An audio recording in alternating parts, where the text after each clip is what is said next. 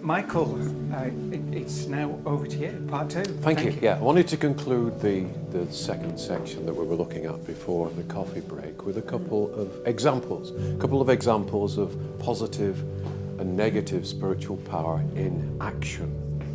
Now, as I've said before in this room, my spiritual teacher, Joan, would only go to the doctors to have confirmed what was wrong with her. She'd go to the doctors and say, I don't want surgery, I don't want drugs, I don't want treatment of any kind. I just want you to tell me what's wrong with me. Once you've told me exactly what's wrong with me, I will take that home and give it to God and I'll heal myself. But every so often, she would need confirmation of what she was ailing from. So she would find herself sitting in a doctor's waiting room. Do you remember those doctor's waiting rooms? There used to be a very cold one in Great Harwood that I frequently visited as a child because I had trouble with my ears. And there were benches along all four walls and a little gas fire in the centre, and it was freezing.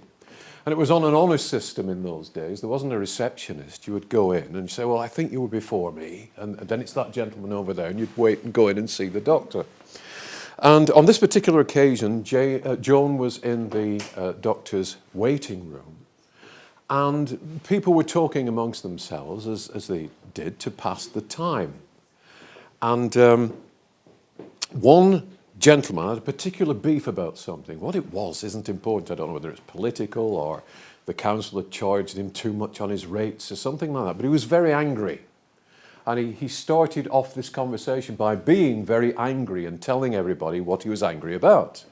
And then somebody else joined in with him, and they became angry too. And then somebody joined in with those two and became angry. And within a few minutes, that room was filled with anger, with the barbs of anger. And people were having a high old time saying how sick they were of this and sick they were of that, and what they would do to people if only they could get hold of them. Now, Joan would always say to people, I won't argue with you. For the sake of my immortal soul, I will not argue with you. I am not going to drag myself down to a lower level of vibration. So if you want to argue, go ahead, but I'm not going to do it. So she sat there not taking part in this conversation, and then she looked up and she saw swinging from the light fitting above the room what she described as a little dark goblin. And this little thought form was having a high old time. It was swinging there. It was absorbing the anger from the room, and it was adding to the anger in the room. It wanted more chaos. And so, unseen by everybody else, of course, it was contributing to this chaos and hoping to keep up this level of upset, of negative vibration. And so Joan closed her eyes and prayed for the light and said, oh, Father, we've got to stop this. We need the light in here. And so the light poured out from her and she added to it. And very quickly, that room calmed down. People started looking at each other and thinking, what are we arguing about? Why have we been arguing? And they looked very shamefaced and became very quiet. And the little goblin popped and disappeared. So there you have an example, a quick example of the power of light and the destructive power of the negative side of our creativity. Now, many years ago, when I worked one-to-one as a medium, I was very frequently asked to come and sort out disturbed houses. Didn't like that, but I had to do it. And on this particular occasion, there was a phone call, and the occupants of this particular house said, all sorts of things are happening in our house. Writings are appearing on the wall and drawings, and it's very dark and dismal, and we don't know what's wrong. We can't clear things. Will you come and have a look? Yes, of course I will. But my first port of call before I went to have a look was always to say, will somebody come with me, please? Somebody who knows what they're doing, because I don't know what I'm doing. In all situations, I don't know what I'm doing, but you do. And on this occasion, it was the big Indian from Joseph's Soul Group, very powerful spirit. And so we gathered the occupants of the house in the living room and said, would you mind if I go through each room and see what's happening? And they said, yeah, that's fine. You stay in the living room, I'll look through the house. So the first port of call was the bathroom, and immediately I entered the bathroom, I was confronted by a spirit, an older lady who looked like one of the witches from Macbeth, and who threatened, upon seeing me, and she was in a rage, threatened upon seeing me to do all sorts of unspeakable, terrible things to me. I won't relay what she said to me because it's not that type of day. I wouldn't anyway. But she was very violent in what she was saying to me. And I said, you can't do any of those things to me because you're on a different vibration, which made her even more enraged. But then the big Indian stood between me and this spirit, held his hands out, and golden light spread out from his hands and sealed the room off like a barrier, like a force field.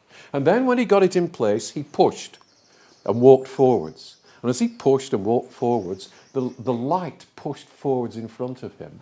And the spirit retreated and retreated and retreated, and she disappeared out of the house and was gone.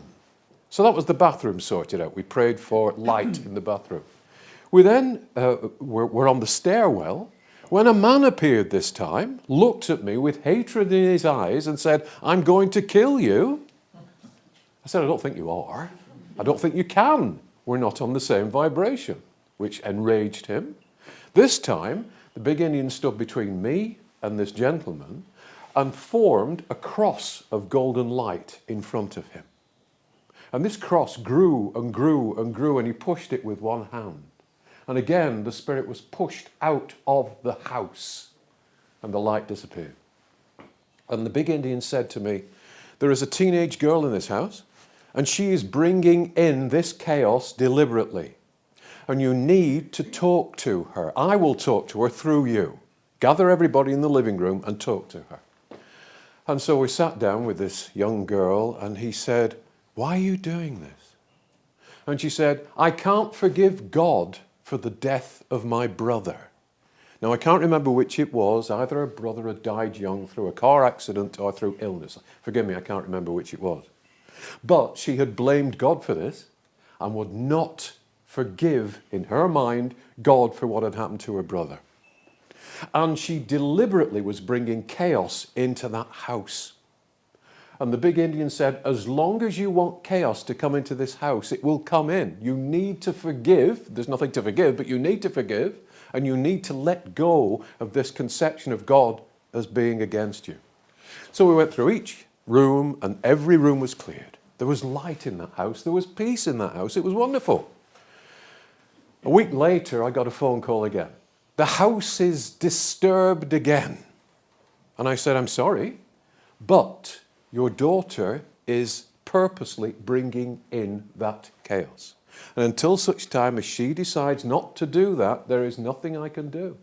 Because every time I clear the house, it will be disturbed again. So there you have two examples of powerful you. You have a powerful spirit like the big Indian using angel creativity and positivity to rid a house of negative vibrations.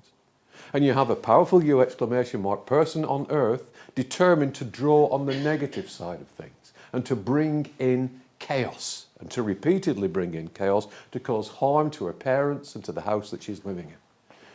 The moral of the story is that we must always focus on the light. Those spirits could not do a thing to me and could not do a thing to the house when confronted with the light. But that girl was welcoming in the darkness, and by welcoming in the darkness, she was bringing it in.